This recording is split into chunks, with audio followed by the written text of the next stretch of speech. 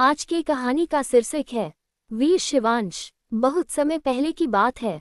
उत्तर दिशा में ऊंचे पर्वतों और गहरे जंगलों के बीच एक विशाल राज्य था, कैलाशपुर। उस राज्य के राजा महेंद्र सिंह बड़े वीर और न्यायप्रिय थे। उनकी रानी देवयानी दयालु और बुद्धिमान थी। राज्य में हर तरफ सुख शांति थी। किसान खुश थे, व्यापार फल फूल रहा था और मंदिरों में प्रतिदिन भजन गूंजते थे। लेकिन उसी राज्य के पास एक भयानक रहस्य छिपा हुआ था। कैलाशपुर के पश्चिम में एक अंधकार में पर्वत था, जिसे लोग कालगिरी कहते थे। कहा जाता था कि वहां एक दुष्ट राक्षस कैद है, जो यदि कभी मुक्त हो गया तो पूरी धरती पर विनाश फैल जाएगा। लोग उस पर्वत के पास जाने से भी डरते थे। उसी समय राजा महेंद्र और रानी देवयानी को कई वर्षों बाद एक पुत्र प्राप्त हुआ। उसके जन्म के समय आकाश में बिजली चमकी, मंदिरों की घंटियां अपने आप बज उठी और एक साधु ने भविष्यवाणी की, यह बालक भगवान शिव का आशीर्वाद है। इसका नाम शिवांश होगा। यही भविष्य में अंधकार का अंत करेगा। राजा और रानी बहुत प्रसन्न हुए। पूरे राज्य में उत्सव मनाया गया।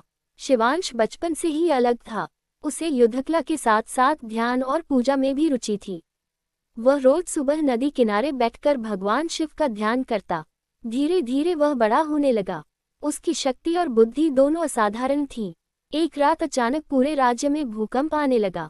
धरती कांप उठी। लोग भयभीत होकर घरों से बाहर निकल आए। राजमहल के मंदिर में रखी शिव प्रतिमा की आंखों से प्रकाश निकलने लगा। तभी महर्षि वेदांत वहां प्रकट हुए। उन्होंने राजा से कहा, समय आ गया है। कालगिरी में कैद राक्षस कालासुर जाग चुका है। यदि उसे रोका नहीं गया तो वह पूरे संसार को अंधकार में डुबो देगा। राजा चिंतित हो गए। गुरुदेव, उसे कौन रोक सकता है? महर्षि ने शिवांश की ओर देखा। केवल यही बालक। महल में सन्नाटा छा गया। दिव्य त्रिशूल की खोज। महर्षि ने बताया कि कालासुर को हराने के लिए एक दिव्य त्रिशूल चाहिए। वह त्रिशूल हिमालय के सबसे ऊंचे पर्वत पर स्थित शिव गुफा में छिपा हुआ था। लेकिन वहां तक पहुंचना आसान नहीं था। रास्ते में भयंकर राक्षस, मायावी शक्तियां और कठिन परीक्षाएं थीं। शिवांश बिना डरे बोला, यदि मेरे राज्य की रक्षा के लिए मुझे जाना पड़े तो मैं अवश्य जाऊंगा। रानी की आंखों में आंसू आ गए। बेटा, सावधान रहना। अगली सुबह शिवांश अपनी यात्रा पर निकल पड़ा। जादुई जंगल। कई दिनों की यात्रा के बाद वह एक रहस्यमयी जंगल में पहुंचा। वहां पेड़ चलते थे और अजीब आवाजें सुनाई देती थीं। रात होते ही उसे लगा कि कोई उसका पीछा कर रहा है। अचानक सामने एक विशाल भेड़िया आ गया। उसकी आंखें लाल थीं और दांत तलवार जैसे चमक रहे थे। भेड़िया गरजा और शिवांश पर हमला कर दिया। शिवांश ने तुरंत अपनी तलवार निकाली। दोनों के बीच भयंकर युद्ध हुआ। अंत में शिवांश ने शांत मन से भगवान शिव का स्मरण किया और पूरी शक्ति से वार किया। भेड़िया घायल होकर पीछे हट गया। तभी वह एक बूढ़े ऋषि में बदल गया। ऋषि मुस्कुराए, ये तुम्हारी पहली परीक्षा थी। तुमने साहस और धैर्य दोनों दिखाए।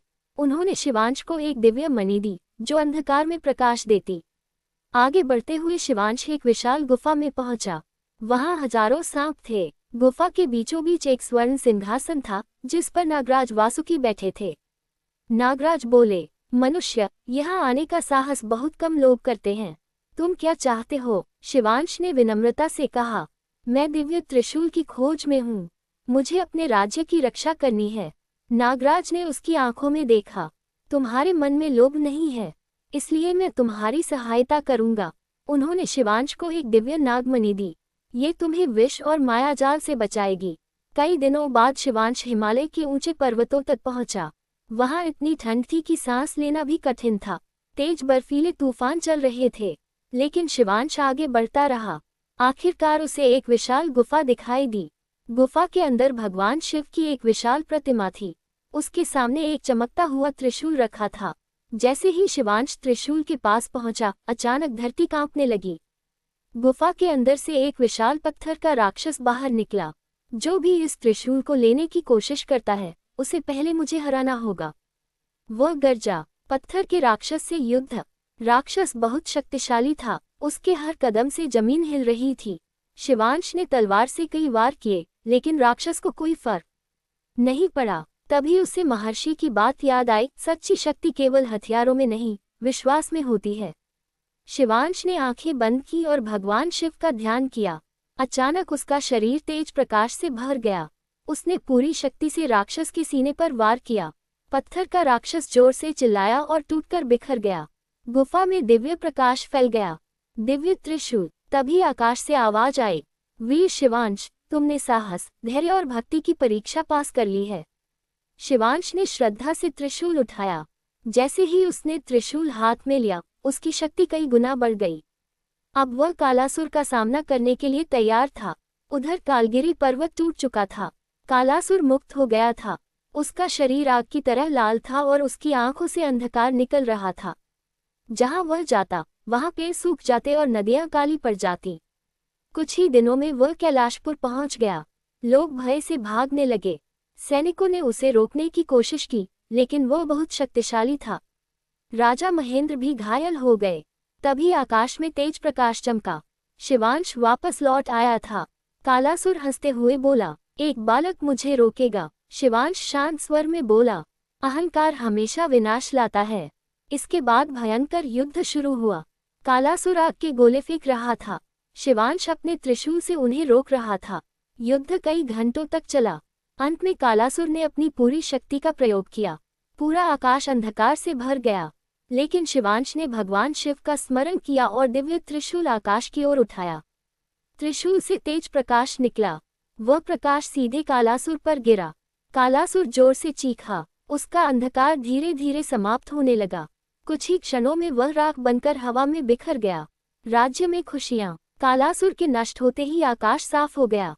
नदियां फिर से निर्मल बहने लगी और पेड़ों पर हरियाली लौट आई। पूरा राज्य खुशी से झूम उठा।